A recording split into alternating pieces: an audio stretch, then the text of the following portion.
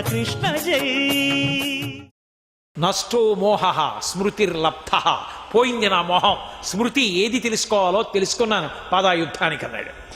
ధనయోగ విద్యమాపిన మునివంద్యుని పాదభక్తి యొనయును నాకున్.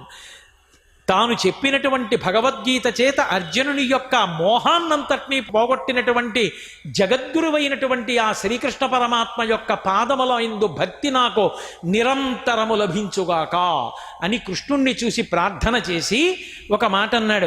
తనకున్ భృత్యుడు వీనికాచుట మహాధర్మంబు వొమ్మంచు అర్జును సారథ్యము పూని పగ్గముల చెజ్జోగంబునన్ పట్టుచున్ మునికోలన్ వడిభూని ఘోటకములన్ మోదించి తాడించుచున్ జననున్ మోహమునంద చేయు పరమోత్సాహున్ ప్రశంసించెదన్. ఎటువంటి కృష్ణుడు? తనకున్ భృత్యుడు వీని కాచుట మహాధర్మంబు. నన్ను నమ్ముకున్నాడయా ఈ అర్జునుడు, కాబట్టి నేను కాపాడాలి అని.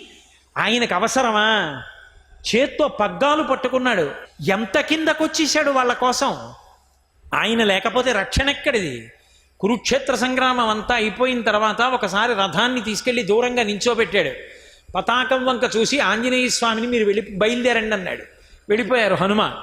అర్జునుణ్ణి పిలిచి నీకు లోపల అస్త్రాలు శస్త్రాలు అమ్ముల పొదలు ధనస్సులు ఈ గదలు ఇలాంటివి ఏమున్నాయో అన్నీ పట్టుకుని దూరంగా వెళ్ళి నించో అన్నాడు. ఏ అన్నాడు. చుద్దూగానే వెళ్ళు. అన్నీ పట్టుకుని అర్జునుడు దూరంగా వెళ్ళి నించున్నాడు. ఇంక ఈ రథం అవసరమేం లేదు కదా అని అడిగాడు. ఏం లేదు. ఒక్కసారి దూకేశాడు దూరంగా, భగ్గున కలిపోయింది రథం. సర్వం శ్రీ ఉమామహేశ్వర పరబ్రహ్మార్పణమస్తు. స్వస్తి.